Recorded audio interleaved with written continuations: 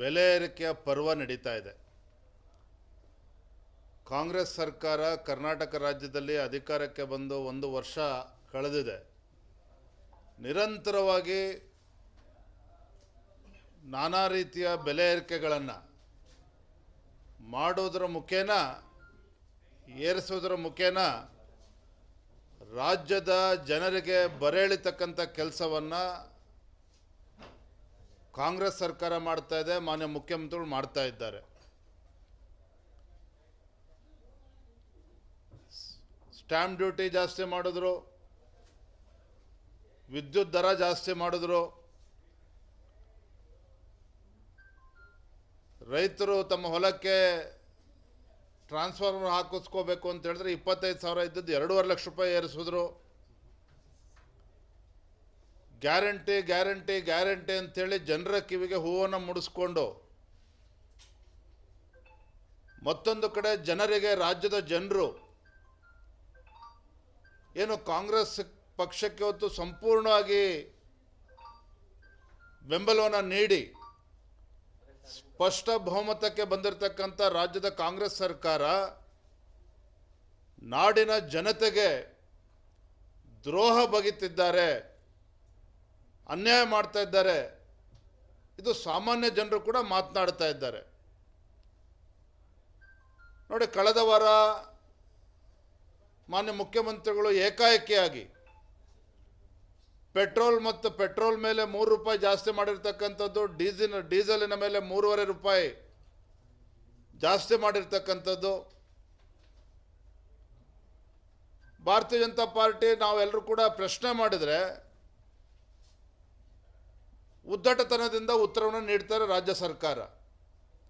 ಪಕ್ಕದ ರಾಜ್ಯದಲ್ಲಿ ಏನಾಗಿದೆ, BJP ರೂಲ್ಸ್ ಸ್ಟೇಟ್ಸಲ್ಲಿ ಏನಾಗಿದೆ, ಈ ರೀತಿ ಒಂದು ಉತ್ತರವನ್ನು ನೀಡ್ತಾರೆ. ಆದರೆ ನಮ್ಮ ರಾಜ್ಯದ ಪರಿಸ್ಥಿತಿ ಏನಿದೆ, ಒಂದು ಕಡೆ ರೈತರು ಸಂಕಷ್ಟದಲ್ಲಿದ್ದಾರೆ, ಬರದಿಂದ ನರಳಿದ್ದಾರೆ ರಾಜ್ಯದಲ್ಲಿರ್ತಕ್ಕಂಥ ರೈತರು. ಇಂಥ ಸಂದರ್ಭದಲ್ಲಿ ಪೆಟ್ರೋಲ್ ಮತ್ತು ಡೀಸೆಲ್ ದರವನ್ನು ಜಾಸ್ತಿ ಮಾಡಿ ಅಗತ್ಯ ವಸ್ತುಗಳ ಬೆಲೆ ಹೊತ್ತು ಗಗನಕ್ಕೇರ್ತಾ ಇದೆ. ರೈತರು ತಮ್ಮ ಹೊಲಕ್ಕೆ ಮೋಟಾರ್ಗಳಿಗೆ, ಟ್ರ್ಯಾಕ್ಟರ್ ಟಿಲ್ಲರ್ಗಳಿಗೆ ಡೀಸೆಲ್ ಬಳಸ್ತಾರೆ, ಅವ್ರಿಗೂ ಕೂಡ ದುಬಾರಿ ಆಗಿದೆ. ಬಿತ್ತನೆ ಬೀಜ ಇವತ್ತು 40-50% ಅಷ್ಟು ಬಿತ್ತನೆ ಬೀಜ ಜಾಸ್ತಿ ಆಗಿರ್ತಕ್ಕಂಥದ್ದು ದರ. ಯಾಕೋ ಈ ರಾಜ್ಯ ಸರ್ಕಾರ, ಕಾಂಗ್ರೆಸ್ ಸರ್ಕಾರ, ಮಾನ್ಯ ಮುಖ್ಯಮಂತ್ರಿಗಳ ನಡವಳಿಕೆ ಇಂಥ ಕ್ಲಿಷ್ಟಕರ ಸಂದರ್ಭದಲ್ಲೂ ಸಹ ರಾಜ್ಯದಲ್ಲಿ ರೈತರು ಸಂಕಷ್ಟದಲ್ಲಿದ್ದಾರೆ, ಸಾಮಾನ್ಯ ಜನರು ಇವತ್ತು ಪರದಾಡ್ತಾ ಇದ್ದಾರೆ ಬೆಲೆ ಏರಿಕೆಯಿಂದ. ಪೆಟ್ರೋಲ್ ಡೀಸೆಲ್ ಬೆಲೆ ಏರಿಕೆ ಒಂದು ಕಡೆ, ನಿನ್ನೆ ಹಾಲಿನ ದರನೂ ಕೂಡ ಜಾಸ್ತಿ ಮಾಡಿರ್ತಕ್ಕಂಥದ್ದು. ಯಾಕೆಷ್ಟು ಕಟುವಾಗಿ ನಡ್ಕೊಳ್ತಾ ಇದ್ದಾರೆ ಮಾನ್ಯ ಮುಖ್ಯಮಂತ್ರಿಗಳು, ಕಾಂಗ್ರೆಸ್ ಸರ್ಕಾರ?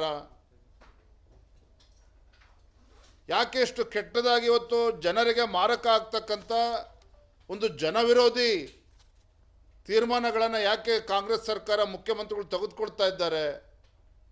ಇದು ಪ್ರಶ್ನೆ ಎಲ್ಲರೂ ಕೂಡ ಕಾಡ್ತಾ ಇದೆ. ನಾನು ಒಪ್ಕೊಳ್ತೇನೆ, ಪಾಪ ಕಾಂಗ್ರೆಸ್ ಪಕ್ಷದವರು ಚುನಾವಣೆ ಸಂದರ್ಭದಲ್ಲಿ ಸಾಕಷ್ಟು ಭರವಸೆಗಳನ್ನು ಕೊಟ್ಟು ಬಂದಿದ್ದಾರೆ ಅಧಿಕಾರಕ್ಕೆ. ರಾಜ್ಯದ ಜನರು ಸಹ, ಮತದಾರರು ನಿಮ್ಮನ್ನು ನಂಬಿ ಇವತ್ತು ಅಧಿಕಾರಕ್ಕೆ ತಂದಿದ್ದಾರೆ. ಗ್ಯಾರಂಟಿಗಳನ್ನು ಈಡೇರಿಸಲೇಬೇಕಾದಂಥ ಪರಿಸ್ಥಿತಿ ನಿಮಗೆ ಬಂದಿದೆ, ಅದರಿಂದ ಹಿಂದೆ ಹೋಗೋದಕ್ಕೆ ಸಾಧ್ಯ ಇಲ್ಲ ನೀವು. ಆದರೆ ಎಲ್ಲೋ ಒಂದು ಕಡೆ ಒಬ್ಬ ಅನುಭವಿ ಮುಖ್ಯಮಂತ್ರಿಗಳು ಸಿದ್ದರಾಮಯ್ಯನವರು, ಅವ್ರು ನೋಡಿದ್ರೆ ಅಯ್ಯೋ ಅನ್ನಿಸ್ತದೆ. ಯಾಕೆ ಅಂತ ಹೇಳಿದ್ರೆ, ಒಂದು ಕಡೆ ಶಾಸಕರ ಒತ್ತಡ, ವಿರೋಧ ಪಕ್ಷದ ಶಾಸಕರಲ್ಲ, ಆಡಳಿತ ಪಕ್ಷದ ಶಾಸಕರ ಒಂದು ಒತ್ತಡ ಜಾಸ್ತಿ ಆಗ್ತದೆ ಮುಖ್ಯಮಂತ್ರಿಗಳಿಗೆ. ಕುಂತಲ್ಲಿ ನಿಂತಲ್ಲಿ ಆಡಳಿತ ಪಕ್ಷದ ಶಾಸಕರು, ನಾಡಗೌಡರಿಂದ ಹಿಡಿದು ಅನೇಕ ಜನ ಶಾಸಕರು ಈ ರಾಜ್ಯದಲ್ಲಿ ಕಾಂಗ್ರೆಸ್ ಸರ್ಕಾರ ಬಂದ ಮೇಲೆ ತಮ್ಮದೇ ಸರ್ಕಾರ ಇದೆ, ತಮ್ಮದೇ ಮುಖ್ಯಮಂತ್ರಿಗಳು. ಆದರೆ ತಮ್ಮ ಸ್ವಕ್ಷೇತ್ರದಲ್ಲಿ ಶಾಸಕರು ತಲೆ ಎತ್ಕೊಂಡು ಓಡಾಡೋದಕ್ಕೆ ನಮಗೆ ಸಾಧ್ಯ ಆಗ್ತಾ ಇಲ್ಲ. ಜನರಿಗೆ ಉತ್ತರ ಕೊಡೋದಕ್ಕೆ ಕಷ್ಟ ಆಗ್ತಾ ಇದೆ. ಒಂದು ರಸ್ತೆ ಅಭಿವೃದ್ಧಿ ಮಾಡೋದಕ್ಕಾಗ್ತಾ ಇಲ್ಲ, ಶಾಲಾ ಕಟ್ಟಡಗಳು ಕಟ್ಟೋದಕ್ಕಾಗ್ತಾ ಇಲ್ಲ, ಆಸ್ಪತ್ರೆಗಳು ತರೋದಕ್ಕಾಗ್ತಾ ಇಲ್ಲ. ಜನರಿಗೆ ಉತ್ತರ ನೀಡಬೇಕಾಗಿರ್ತಕ್ಕಂಥ ಶಾಸಕರುಗಳು, ಜನಪ್ರತಿನಿಧಿಗಳು ಜನರಿಂದ ಓಡಿ ಹೋಗ್ತಕ್ಕಂಥ ಪರಿಸ್ಥಿತಿ ನಿರ್ಮಾಣ ಆಗಿದೆ. ಹಾಗಾಗಿ ಮುಖ್ಯಮಂತ್ರಿಗಳ ಮೇಲೆ ಒತ್ತಡ ಹಾಕ್ತಾ ಇದ್ದಾರೆ. ಅಭಿವೃದ್ಧಿಗೆ ಹಣ ಕೊಡಿ, ಅನುದಾನವನ್ನು ಬಿಡುಗಡೆ ಮಾಡಿ. ಈ ಒತ್ತಡದಲ್ಲೂ ಕೂಡ ಮಾನ್ಯ ಮುಖ್ಯಮಂತ್ರಿಗಳು ಇದ್ದಾರೆ, ನಾನು ಒಪ್ಕೊಳ್ತೇನೆ. ಮತ್ತೊಂದು ಕಡೆ ನಾವು ಪದೇ ಪದೇ ಹೇಳ್ತಾ ಇರ್ತೇವೆ, ನಾವೇನೋ ವಿರೋಧ ಪಕ್ಷದಲ್ಲಿ ಕೂತ್ಕೊಂಡು ಬರೀ ಆರೋಪ ಮಾಡ್ತೀವಿ ಅಂತ ಹೇಳ್ತಾ ಇಲ್ಲ. ಸರ್ಕಾರಿ ನೌಕರಿಗೆ ಸಂಬಳ ಕೊಡೋದಕ್ಕೂ ಕೂಡ ಕಷ್ಟ ಆಗ್ತದೆ ಅಂತ ಒಂದು ಪರಿಸ್ಥಿತಿ ಈಗಾಗಲೇ ರಾಜ್ಯದಲ್ಲಿ ನಿರ್ಮಾಣ ಆಗಿದೆ. ಆರ್ಥಿಕ ಸಂಕಷ್ಟದಲ್ಲಿ ಇವತ್ತು ಕರ್ನಾಟಕ ರಾಜ್ಯ ಸಿಲುಕಿ ಹಾಕಿಕೊಂಡಿದೆ. ಒಂದು ಕಡೆ ಆರ್ಥಿಕ ಶಿಸ್ತನ್ನು ಕೂಡ ಸಂಪೂರ್ಣವಾಗಿ ಉಲ್ಲಂಘನೆ ಮಾಡಿ ಇವತ್ತು ಸರ್ಕಾರಕ್ಕೆ ಹಣವನ್ನು ಕ್ರೋಢೀಕರಿಸಬೇಕು ಅಂತೇಳಿ ಎಲ್ಲ ಮೂಲಗಳಿಂದನೂ ಕೂಡ ಹಣ ಜೋಡಿಸ್ತಕ್ಕಂಥ ಪ್ರಯತ್ನ ರಾಜ್ಯ ಸರ್ಕಾರ, ಮಾನ್ಯ ಮುಖ್ಯಮಂತ್ರಿಗಳು ಮಾಡ್ತಾ ಇದ್ದಾರೆ. ರಾಜ್ಯದಲ್ಲಿ ಅಭಿವೃದ್ಧಿ ಮಾಡೋದಕ್ಕೆ ಸಾಧ್ಯ ಆಗ್ತಾ ಇಲ್ಲ, ಶಾಸಕರ ಕ್ಷೇತ್ರಕ್ಕೆ ಅನುದಾನ ಕೊಡೋದಕ್ಕೆ ಸಾಧ್ಯ ಆಗ್ತಾ ಇಲ್ಲ. ಹಾಗಾಗಿ ಇವತ್ತು ಪೆಟ್ರೋಲ್ ಡೀಸೆಲ್ ಮೇಲೂ ರೇಟ್ ಜಾಸ್ತಿ ಮಾಡಿದ್ರು. ನಾವು BJP ನಿರಂತರವಾಗಿ ಹೋರಾಟ ಮಾಡ್ತಾ ಇದ್ದೇವೆ, ಅದರ ಪೆಟ್ರೋಲ್ ಮತ್ತು ಡೀಸೆಲ್ ದರವನ್ನು ಕಡಿಮೆ ಮಾಡಬೇಕು ಅನ್ನೋದನ್ನು. ಈಗಾಗಲೇ ನಿನ್ನೆ ದಿನ ಹಾಲಿನ ದರ ಜಾಸ್ತಿ ಮಾಡಿರ್ತಕ್ಕಂಥದ್ದು. ಮುಂದಿನ ವಾರದಲ್ಲಿ ಬಹುಶಃ ಬಸ್ ಪ್ರಯಾಣವೂ ಕೂಡ ದುಬಾರಿ ಆಗೇ ಆಗ್ತದೆ. ಒಟ್ಟಾರೆಯಾಗಿ ಹೇಳೋದಾದರೆ ರಾಜ್ಯದಲ್ಲಿ ಇವತ್ತು ಕಾಂಗ್ರೆಸ್ ಸರ್ಕಾರ, ಒಬ್ಬ ಅನುಭವಿ ಮುಖ್ಯಮಂತ್ರಿಗಳು ಸಿದ್ದರಾಮಯ್ಯನವರು ಇದ್ದರೂ ಸಹ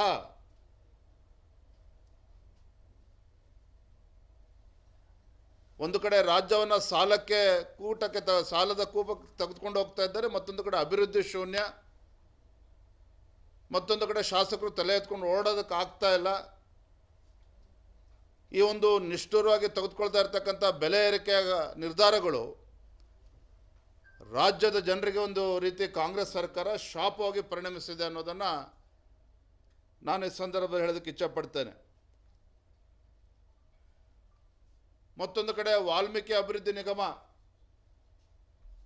ಬಹುಶಃ ರಾಜ್ಯದ ಇತಿಹಾಸದಲ್ಲಿ ಹಿಂದೆಂದೂ ಕೂಡ ಇದನ್ನು ನಾವು ಕೇಳೋದಕ್ಕೆ ಸಾಧ್ಯ ಇರಲಿಲ್ಲ.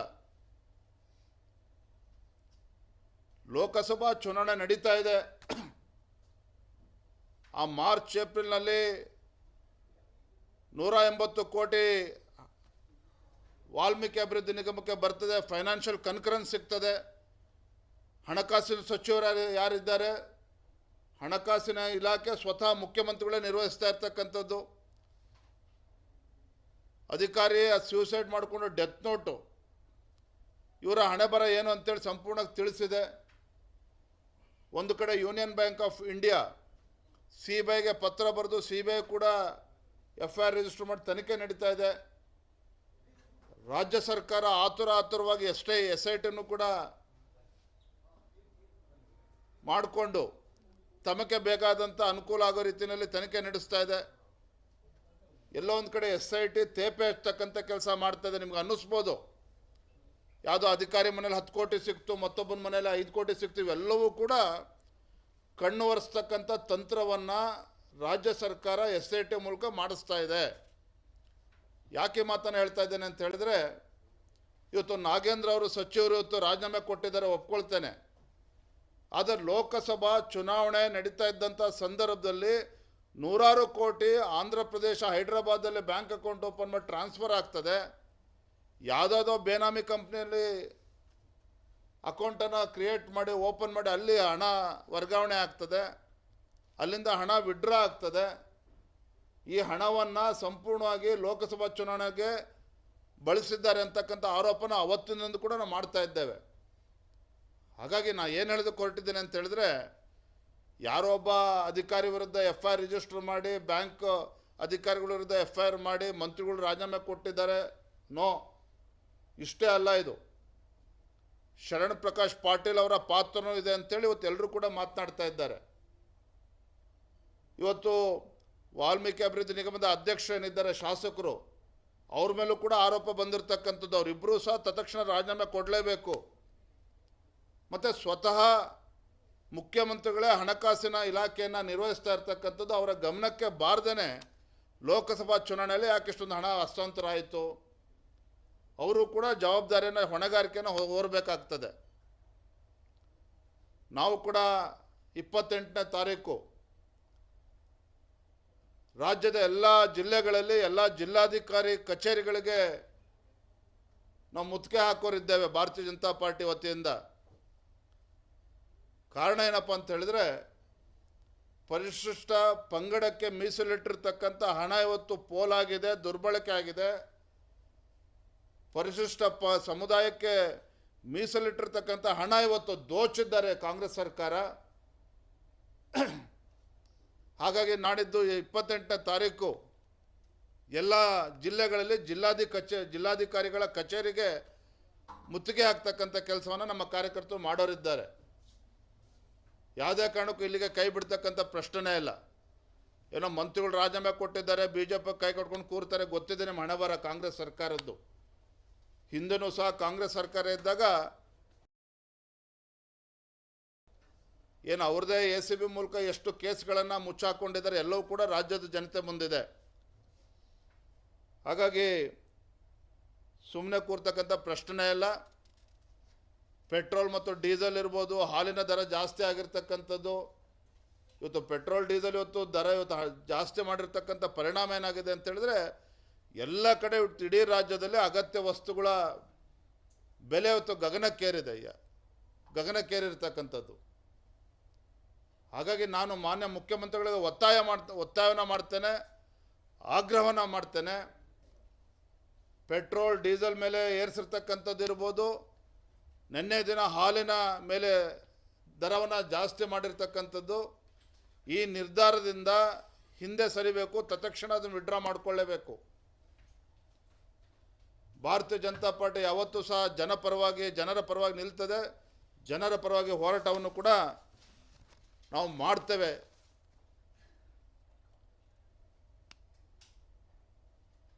ನಿನ್ನೆ ದಿನ ಮಾನ್ಯ ಜಮೀರ್ ಅಹಮದ್ ಅವರ ಹೇಳಿಕೆಯನ್ನು ತಾವೆಲ್ಲರೂ ಕೂಡ ಗಮನಿಸಿದ್ದೀರಿ. ಏನು ಕೇಂದ್ರದಲ್ಲಿ ಏನು ಆಡಳಿತಕ್ಕೆ ಬಂದಿದ್ದೇವೆ ಅನ್ನೋ ಭ್ರಮೆನಲ್ಲಿ ಇವತ್ತು ಕಾಂಗ್ರೆಸ್ ಪಕ್ಷ ಇದ್ದಂತೆ ಕಾಣ್ತದೆ. ರಾಜ್ಯದಲ್ಲಿ ಕೆಲವು ಕಾಂಗ್ರೆಸ್ ಪಕ್ಷದ ಮುಖಂಡರು, ಕಾಂಗ್ರೆಸ್ ಮಂತ್ರಿಗಳು ಇವರ ನಡವಳಿಕೆ ನೋಡಿದ್ರೆ ರಾಜ್ಯದಲ್ಲಿ ಮತ್ತು ಕೇಂದ್ರದಲ್ಲಿ ಕಾಂಗ್ರೆಸ್ ಪಕ್ಷನೇ ಅಧಿಕಾರಕ್ಕೆ ಬಂದಿದೆ ಅನ್ನೋ ಭ್ರಮೆನಲ್ಲಿ ಇದ್ದಂತೆ ಕಾಣ್ತದೆ. ಒಂದು ಕಡೆ ಬೆಂಗಳೂರು ಮಹಾನಗರದಲ್ಲಿ ವೆಟರ್ನರಿ ಆಸ್ಪತ್ರೆಗೆ ದಾನ ಮಾಡಿರ್ತಕ್ಕಂಥ ಜಮೀನನ್ನು ಏಕಾಏಕಿ ವಕ್ತಿಗೆ ಅದನ್ನು ಸರ್ಕಾರ ಟೇಕ್ ಓವರ್ ಮಾಡ್ತದೆ. ಮತ್ತು ನಿನ್ನೆ ದಿನ ಜಮೀರ್ ಅಹಮದ್ ಅವರ ಹೇಳಿಕೆ ಒಬ್ಬ ಜವಾಬ್ದಾರಿತ ಸಚಿವಾಗಿ ಮಾತನಾಡೋದಕ್ಕೆ ಸಾಧ್ಯ ಇದೆಯಾ? ಒಂದು ಕಡೆ ಉಡಾಫೆಯಿಂದ ಮಾತನಾಡ್ತಕ್ಕಂಥ ಜಮೀರ್ ಅಹಮದ್ ಅವರು ಯಾವ ಅರ್ಥದಲ್ಲಿ ನೆನ್ನೆ ಮಾತನಾಡಿದ್ದಾರೆ? ಇವತ್ತು ಬೀದರ್ ಸಂಸದರು ಗೆದ್ದಿರ್ತಕ್ಕಂಥದ್ದೇ ಮುಸಲ್ಮಾನರ ಓಟಿಂದ ಅಂತ ಹೇಳಿರ್ತಕ್ಕಂಥ ಹೇಳಿಕೆ, ಸರ್ಕಾರದಲ್ಲಿ ಸಚಿವರಾಗಿ ಕೆಲಸ ಮಾಡೋದಕ್ಕೂ ಕೂಡ ನಾಲಾಯಕ್ ಅನ್ನೋ ಮಾತನ್ನು ನಾನು ಈ ಸಂದರ್ಭದಲ್ಲಿ ಹೇಳ್ತೇನೆ. ಒಬ್ಬ ನಾಲಾಯಕ್ ಸಚಿವರಿದ್ದಾರೆ ಜಮೀರ್ ಅಹಮದ್ ಅವರು. ಸಂವಿಧಾನದ ಬಗ್ಗೆ ಮಾತನಾಡ್ತಾ ಇರೋದು ಕಾಂಗ್ರೆಸ್ ಪಕ್ಷದವರು, ಕಾಂಗ್ರೆಸ್ ಪಕ್ಷದ ನಾಯಕರು. ನಾನು ಮುಖ್ಯಮಂತ್ರಿ ಕೇಳೋದಕ್ಕೆ ಇಚ್ಛಪಡ್ತೇನೆ, ಹಾಗಾದರೆ ಜಮೀರ್ ಅಹಮದ್ ಅವರ ಹೇಳಿಕೆನ ತಾವು ಒಪ್ಕೊಳ್ತೀರ? ಹಾಗಾದರೆ ಈ ರೀತಿ ಸಂವಿಧಾನ ವಿರುದ್ಧವಾಗಿ ಹೇಳ್ತಕ್ಕಂಥ ಹೇಳಿಕೆಗಳನ್ನು ಕೊಡ್ಕೊಂಡು ಅಲ್ಪಸಂಖ್ಯಾತ ತುಷ್ಟೀಕರಣದ ರಾಜಕಾರಣ, ಎಲ್ಲೋ ಒಂದು ಕಡೆ ಅಧಿಕಾರದ ಅಮಲಿನಲ್ಲಿ ತೇಲ್ತಾ ಇರ್ತಕ್ಕಂಥ ರಾಜ್ಯದ ಕಾಂಗ್ರೆಸ್ ಸರ್ಕಾರ ಈ ರೀತಿ ಹೇಳಿಕೆಗಳು ಪದೇ ಪದೇ ಇದೇನೋ ಅಪ್ಪಿತಪ್ಪಿ ಬಂದಿರತಕ್ಕಂಥದ್ದಲ್ಲ. ಜಮೀರ್ ಅಹಮದ್ ಅವರ ಬಾಯಲ್ಲಿ ಬಂದಿರತಕ್ಕಂಥ ನೆನ್ನೆ ಅಂಶಗಳಿರ್ಬೋದು. ಜಮೀರ್ ಅಹಮದ್ ಹಿಂದೆನೂ ಕೂಡ ಈ ರೀತಿ ಮಾತನಾಡಿದ್ದಾರೆ. ಇಂಟೆನ್ಷನಲಿ ಗೊತ್ತಿದ್ದು ಕೂಡ ಈ ರೀತಿ ದುರಹಂಕಾರದಿಂದ ಮಾತನಾಡ್ತಕ್ಕಂಥದ್ದು, ಅವಿವೇಕತನದಿಂದ ಮಾತನಾಡ್ತಕ್ಕಂಥದ್ದು ಇದು ಅಕ್ಷಮ್ಯ ಅಪರಾಧ.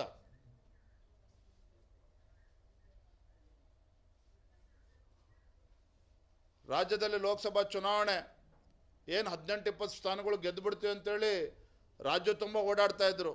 ನಿಮ್ಮ ಹಣ ಬರ ಗೊತ್ತಿಲ್ವ? ರಾಜ್ಯ ಜನರು ಉತ್ತರ ನೀಡಿಲ್ವ? ಹಾಗಾದರೆ 1ರಿಂದ 9 ಸ್ಥಾನಕ್ಕೆ ಏರಿರ್ಬೋದು, ಆದರೆ 145 ಸ್ಥಾನಗಳಲ್ಲಿ ವಿಧಾನಸಭಾ ಕ್ಷೇತ್ರದಲ್ಲಿ ನಿಮಗೆ ಹಿನ್ನಡೆ ಆಗಿರ್ತಕ್ಕಂಥದ್ದು. ಬಿ ಜೆ ಪಿ ಮತ್ತು ಜೆ ಡಿ ಎಸ್ ಪಕ್ಷಕ್ಕೆ ಜನ ಹೆಚ್ಚು ಮತವನ್ನು ಕೊಟ್ಟಿರ್ತಕ್ಕಂಥದ್ದು.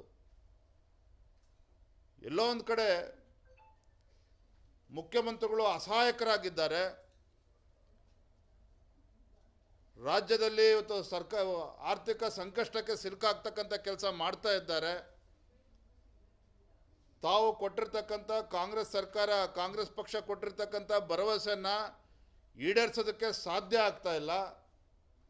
ಯಾವುದೇ ಗ್ಯಾರಂಟಿಗಳು ಜನರಿಗೆ ಸರಿಯಾಗಿ ಮುಟ್ತಾ ಇಲ್ಲ.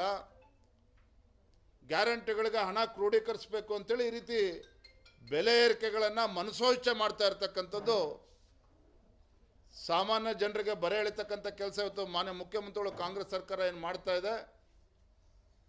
ಇದರಿಂದ ಈ ನಿರ್ಧಾರದಿಂದ ತತ್ಕ್ಷಣ ಹಿಂದೆ ಸರಿಬೇಕು, ನಿರ್ಧಾರವನ್ನು ಹಿಂದೆ ತೆಗೆದುಕೊಳ್ಬೇಕು ಅಂಥೇಳಿ ನಾನು ಮಾನ್ಯ ಮುಖ್ಯಮಂತ್ರಿಗಳಲ್ಲಿ ಆಗ್ರಹವನ್ನು ಮಾಡ್ತಾ ಇದ್ದೇನೆ. Respected friends,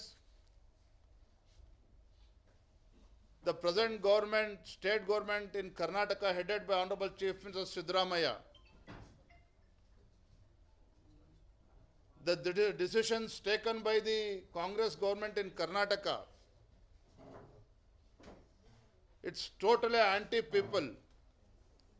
In last 1 year,